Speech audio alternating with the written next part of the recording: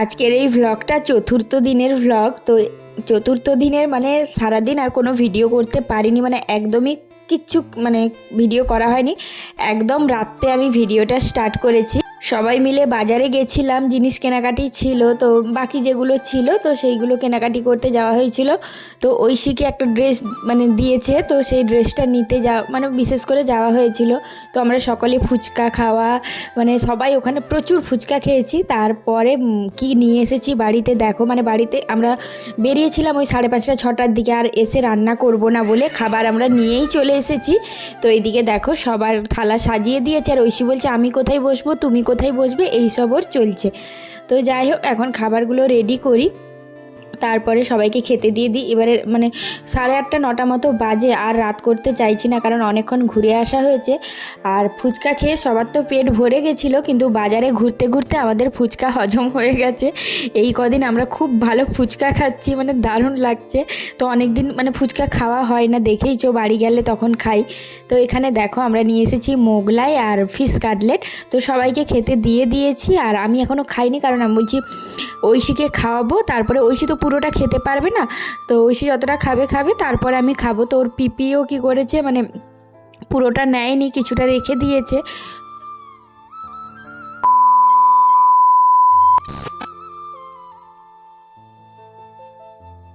Hello বন্ধুরা, good morning. কেমন আছো সবাই? আশা করি খুব ভালো আছো এবং সুস্থ আছো। আজকে একটা নতুন ভ্লগে তোমাদেরকে অনেক অনেক ওয়েলকাম।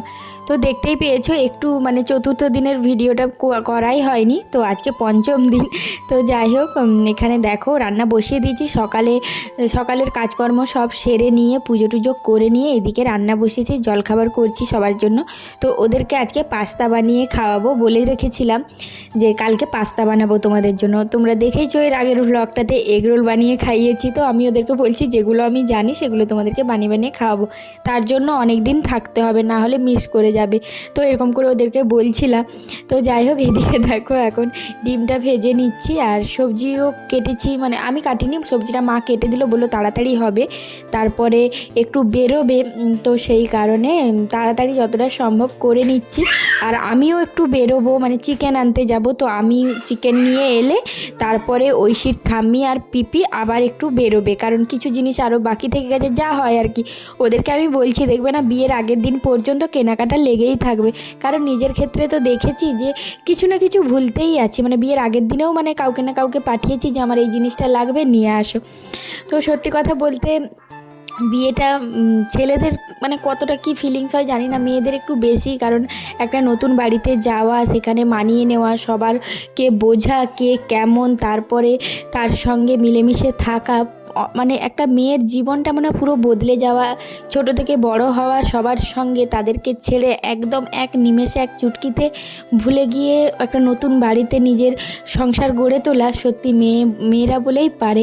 ছেলেরা তো একদিনের বেশি 2 দিন শ্বশুরবাড়িতে এসে থাকতে চায় না, তাই না? মানে আসতেই চায় না, বলতে গেলে কত জোর করে কত কি করে তাদেরকে নিয়ে যেতে হয়, মানে প্রত্যেকটা মেয়ের গল্প বলছি।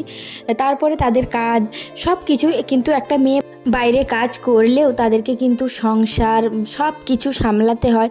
মানে এখন সোশ্যাল মিডিয়া খুললেই এমন কিছু কিছু ঘটনা দেখি, সেগুলো দেখলে সত্যি মানে অবাক লাগে যে কার যে ভেতরে কি আছে, সে সোশ্যাল মিডিয়াতে কি দেখাচ্ছে আর তার ভেতরের জীবনটা কি, সেটা সত্যিই বোঝা খুবই মুশকিল। তো এদিকে দেখো চাউমিন বলা হয়ে যাচ্ছে, পাস্তাটা কেমন দেখতে হয়েছে তোমরা কিন্তু কমেন্টে জানিও। পাস্তাটা করে নিয়েছি, তো অনেকটা সবজি দিয়ে বানানো হয়েছে, এক কড়াই হয়ে গেছে। তো এটা হচ্ছে সুজির পাস্তা। তো মা ফার্স্টে বলছিল খাবো না ময়দার, মাকে ডক্টর বারণ করেছে বেশি মানে ফ্যাট জাতীয় খাবারগুলো খেতে, মায়ের যেহেতু এখন অনেকটা সমস্যা হয়েছে শরীরে, সেই কারণে। তো যাই হোক, সবাই খাওয়া দাওয়া করে এইদিকে দেখো আমি আমার চলে এসেছি ঐশীকে ঘরে রেখে সবার কাছে, মানে ও জানেই না আমি বেরিয়ে চলে এসেছি। তো এখানে দেখো আমি চিকেন নিতে এসেছি, চিকেন নেব, চিকেন নিয়ে আর কিছু জিনিস কেনার আছে সেগুলো কিনে নিয়ে বাড়ি চলে যাবো। শসা কিনবো, যা যা লাগবে, একটু শাক নিয়ে নিয়েছি, লাল শাক, ভাবলাম যে না একটু শাক নিয়ে যাই, ভাজা হবে। তো এখন মা বললো আমি কিছু রেডি করে রেখে দিচ্ছি, তুমি এসে রান্নাটা বসাবে। মাকে বলেইছিলাম যে আমি গিয়ে রান্নাটা করব, তোমরা বেরিয়ে যাবে। তো এখন দেখো দাঁড়িয়ে আছি, সব তো বাজার করা হয়ে গেছে, কিন্তু কোনো টোটো অটো কোনো কিচ্ছু পাচ্ছি না। মানে কি যে অভাগা কপাল, এতক্ষণ ধরে দাঁড়িয়ে আছি, শুধু ভাবছি যে কখন ঘর যাব, গেলে ঐশীকে খাওয়াবো, ঐশী পাস্তাটা তখন খায়নি, যেহেতু তার আগে সুজি খেয়েছিল, সেই কারণে ওকে গিয়ে খাওয়াবো। আর বাড়িতে মানে পেঁয়াজ একদমই শেষ হয়ে গেছিলো, তো নিয়ে গিয়ে পেঁয়াজটা কাটবো। আর আলু যা ছিল সেটাতে হয়ে গেছে, তো সেগুলো মা সব কেটে কেটে রেখেছে। আর এখানে দেখো তিনজনের একই সোয়েটার, তো এটাই তোমাদেরকে দেখাতে পাচ্ছিলাম না, সোয়েটারটা খুলে দিয়েছিলাম। ঐশীর কান্না, কি কেন তুমি ছবি তোলোনি, কেন ভিডিও করোনি, তিনজন একই সোয়েটার পরেছি। তো যাই হোক, দেখতেই পেলে তোমরা, এই তিনটে সোয়েটার কিন্তু মানে মা এনে দিয়েছিল আমাদেরকে, মানে ঐশীর ঠাম্মি ঘুরতে গেছিলো তখন, আরেকদিন বলেছিলাম ভিডিওতে। তো চলো দেখাই বাজার থেকে কী কী নিয়ে এসেছি। এখানে আদা নিয়েছি, আলু, পেঁয়াজ, শসা এইসব নিয়েছি। আর এই যে দেখো আদা 20 টাকার নিয়েছি। তো মা যা যা ছিল, শাক, বেগুন এগুলো কেটে দিয়েছে। আর কী কী রান্না করছি তোমাদের সঙ্গে শেয়ার করব যতটা পারবো, কারণ ঐশীকে নিয়ে আবার এই দিকের আমি ভিডিও করতেই ভুলে যাই। তো মার ওর পিপি যাচ্ছে, আর আমার মানে দেওরটা থাকছে বাড়িতে, তো ওই জন্য অতটা টেনশন লাগে না, ও খেয়াল রাখে। তো দেখতেই পাচ্ছ কী কী বাজার করেছি। তো ভাবলাম যে ঢেলেই দিই, তারপর আস্তে আস্তে করে গোছাবো। সেরকম কিছু বাজার করিনি।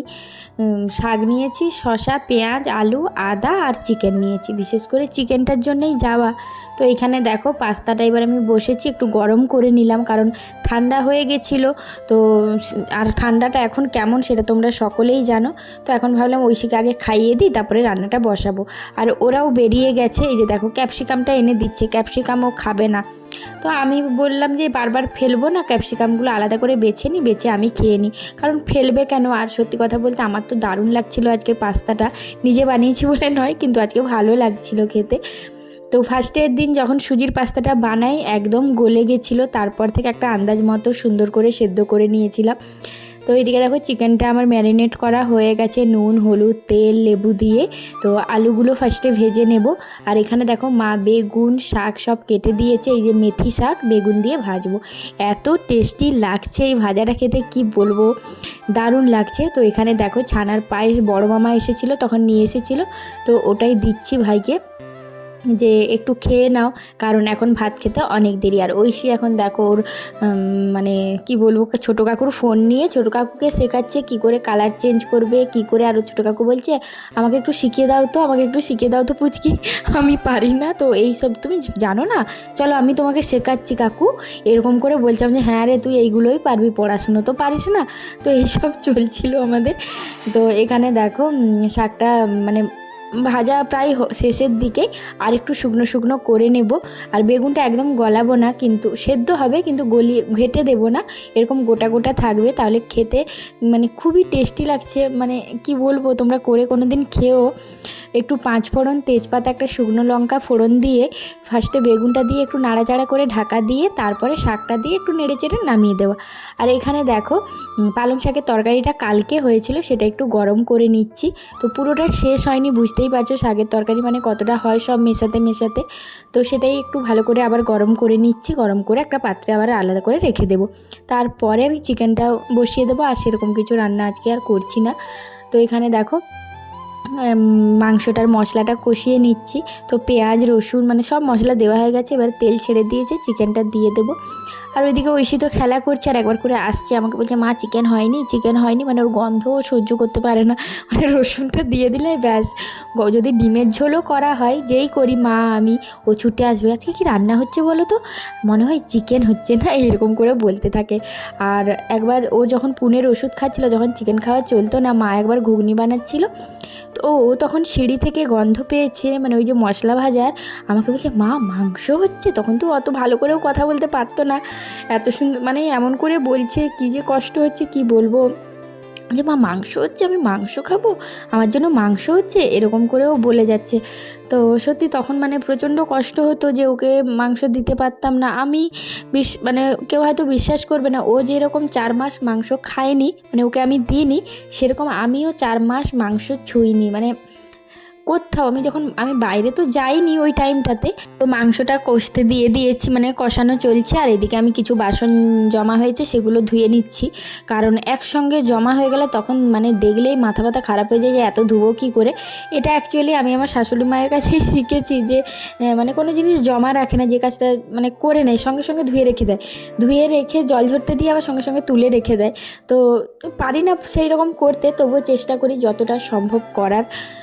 তো এখন মানে আমি আমার সকাল থেকে কাজকর্মগুলো তোমাদের সঙ্গে শেয়ার করি না, কারণ ওইগুলো শেয়ার করতে গেলে আর আমার কাজকর্ম হবে না।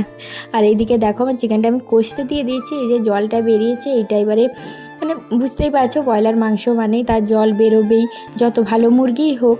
তো এখন মানে বাজারে অনেক রকমেরই ব্রয়লার পাওয়া যায়, তো এটা এই চিকেনটাকে বলে সগুনা চিকেন। এই চিকেনটা কিন্তু দারুণ টেস্টি হয়। তো এখানে দেখো ঐশীর জন্য এক পিস বের করে নিয়েছি। এই যে দেখো লুকিয়ে লুকিয়ে বসে আছে, বলছে আমি লুকিয়ে লুকিয়ে খাবো, তুমি আমাকে খুঁজে পাবে না, তুমি আমাকে বলবে। এই যে দেখো হলো না, বলছে আবার করো, যে তুমি আমাকে খুঁজবে যে পুচকি কোথায়, আমার নন কোথায়, তখন আমাকে খুঁজে পেলে দেবে, এই রকম চলছে ওর। তো এইদিকে ওকে খাওয়াচ্ছি, আর ওর কাকু স্নান করতে গেছে, ওর জন্য চিকেনটা আমি বের করে রেখে দিয়েছি। তো ও স্নান করে বেরোলে দেবো, কারণ চিকেনটাতে আমাকে জলও ঢালতে হবে, ওই জন্য আমি ঢাকা দিয়ে মানে রেখে দিচ্ছি যাতে না ঠান্ডা হয়ে যায়, ও বেরোলেই দিতে পারি। তো এই যে দেখো ওর জন্য 2 পিস বের করেছি, ওটা এবারে ঢাকা দিয়ে রেখে দেবো। আর এখানে আমি জল দিয়ে দিয়েছি, এবার আস্তে আস্তে দমে দমে হোক। তো আলুও দিয়েছি, আলুটা মানে প্রায় সেদ্ধই হয়ে গেছে। তো এখানে দেখো চিকেনটা কেমন কালার এসেছে, এই যে দেখো।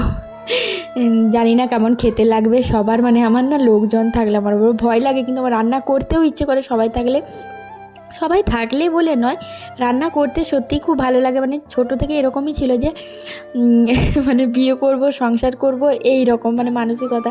কিন্তু তাই বলে এই রকম সংসার নয় যেখানে মানে কি বলবো, এই যে ঐশীর যে অসুবিধাটা সেটা নিয়ে একটা কষ্ট তো সবসময় থাকেই। তো এখানে দেখো চিকেনটা আমার কমপ্লিট মানে রান্না হয়ে গেছে। তো এখন এটা ঢাকা দিয়ে রেখে দেবো, এবারে ওরা যখন আসবে সবাই একসঙ্গে খাবো। তো ঐশীও খাবে না, বলছে আমি এখন খাবো না, সেই জন্য ভাবলাম রান্নাবান্না হয়ে গেছে, ও তো চিকেন কষা খেয়েছে, এবারে স্নান টান করিয়ে ওকে ওর কাকুর কাছে রেখে দিয়ে আমি গাছে জল দিয়ে আসবো। প্রচুর ফুল গাছ হয়েছে আর প্রচুর ফুল হয়েছে, তোমাদেরকে একটু শেয়ার করেছিলাম, আবার করব। মানে ভিডিও নিচে ফোন নিয়ে যাওয়া হয় না, তাই মানে দেখানো হয় না। কেউ হাসবে না। দেখো ঐশীর কি হয়েছে, এখানে খেলা করছিল, এমন ঝাঁপিয়েছে কাকুর সঙ্গে টক্কর চলেছে। তারপর ওর দেখো এইখানটা একটু লেগেছে, সে কান্না করেনি না? কান্না করেছিলে? কান্না করেনি না, একটু কান্না করেনি, চোখগুলো লাল হয়ে গেছে কান্না করেনি বলে। দেখো যদি কান্না করতো তাহলে চোখগুলো লাল হতো না, তাই না? এত দুষ্টামি, সারাক্ষণ লাফাচ্ছেই লাফাচ্ছে, কিন্তু খুব ভালো মেয়ে। কাকু স্নান করে চুপচাপ বসে আছে, কাকুর কাছে গিয়ে লাফাচ্ছে। কাকুর কি কোনো দোষ ছিল এটাতে? ছিল? তোমার তো একটুও দোষ ছিল না, তোমার একটুও দোষ ছিল না। ফোন? তুমি কি বীরত্বের কাজ করেছো, তোমাকে ফোন দিতে হবে? হ্যাঁ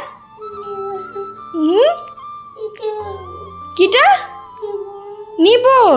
ও নিব, আচ্ছা নিব, করাচ্ছি, দিচ্ছি দিচ্ছি, দাঁড়াও দেখি। ভয় পাওয়ার কিচ্ছু দরকার নাই, দেখি গোপাল কি বলছে শুনি, তারপর তো নিব। না কান্না বেরোয়নি। কান্না কি বেরোচ্ছে? ওষুধ লাগিয়ে দিয়েছি, এখানে থ্রম্বোজেলটা একটু লাগিয়ে দিয়েছি ঠান্ডা হওয়ার জন্য। কি না ফোন নয়, তার বাকি সব। কানলে ওষুধ গলে চলে যাবে, সবাই দেখতে পেয়ে যাচ্ছে তুমি কান্না করছো। তুমি কান্না যে করছো সবাই দেখে নিচ্ছে। কান্না করে চলবে না, কান্না একদম চলবে না। কান্না একদম কন্ট্রোল কন্ট্রোল। ওষুধ ধোয়া হয়ে যাবে, কন্ট্রোল। না ধোয়া হয়নি, কন্ট্রোল কন্ট্রোল করো। আমি মুছে দেবো, দাও, এই সাইড দিয়ে মুছতে হবে। হ্যাঁ না ওষুধ ঠিক আছে। যাও গোপালকে খাই দিয়ে আসো, আর গোপালকে বলে এসো আর আমি দুষ্টামি করব না। যাও। কি দেবো? দিচ্ছি। এখন সবাইকে খেতে দিয়ে দিয়েছি। মা আর আমার ওই ননদ চলে এসেছে, তো ঐশীর পিপি তো এই যে ঐশী খেতে বসে না, আমি যে চিকেন হয়েছে তবু খাবি না, ওর ঠামিও বলছে তুই রোজ বদমাইশি তো শুরু হয়েছে, এইসব ওকে বকাবকি চলছিল। তো যাই হোক, দুপুরে তো ভাত খাওয়া দাওয়া হওয়ার পরে এখানে দেখো এটা সন্ধেবেলায় ওরা আবার বেরিয়েছিল, একটু দরকার ছিল বলে এখন গোলবাজার গেছিলো। তো তারপরে দেখো সিঙ্গাড়া আর জিলাপি নিয়ে এসেছে, তো সেগুলোই এখন সাজিয়ে দিচ্ছি প্রত্যেকটা প্লেটে। তো সবাইকে দেব, আর ঐশীকেও মানে সবাই খাবো আর কি একসঙ্গে। ঐশী তো জিলাপি খেতে খুব ভালোবাসে, কারণ তোমাদেরকে এর আগেও ভ্লগে দেখিয়েছি ও জিলাপিটা খুব পছন্দ করে। শুধু বলবো আমাকে জিলাপি খাওয়ালে না, জিলাপি খাওয়ালে না, এরকম বলতে থাকে। আর ওর ঠাম্মিও খুব পছন্দ করে, আবার আমার মাও খুব পছন্দ করে জিলাপি খেতে। আমিও পছন্দ করি, কিন্তু যে প্রচুর পছন্দ করি সেরকম নয়, কিন্তু খেতে ভালোবাসি।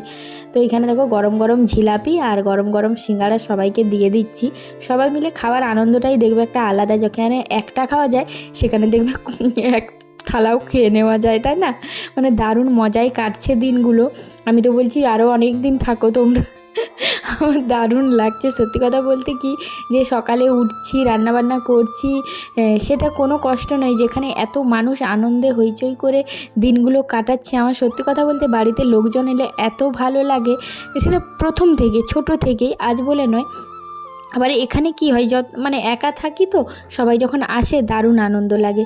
আর আছে ওরা মানে এখন দেখো জিলাপি খেয়ে নিচ্ছি, আর এই যে মানে আমার ননদিনী কী করেছে, একটাই সিঙ্গাড়া নিয়েছে আর দুটো মতো জিলাপি নিয়েছে, বলছে আমি দুটো সিঙ্গাড়া খাবো না বৌদি, ও এরকম। আগে তো আরোই করতো এরকম, এখন তবু অনেকটা কমেছে, যে সব তুলে দাও তুলে দাও। আমি বলি সবই তুলে দেবো নাকি। এবারে এসে দেখছি যে না, এসেছে 1 বছর পরে এসেছে, অনেক দিন ও আসেনি, সেই মানে 2024-এ পুজোর সময় এসেছিলো। তো চলো আজকের মতো টাটা।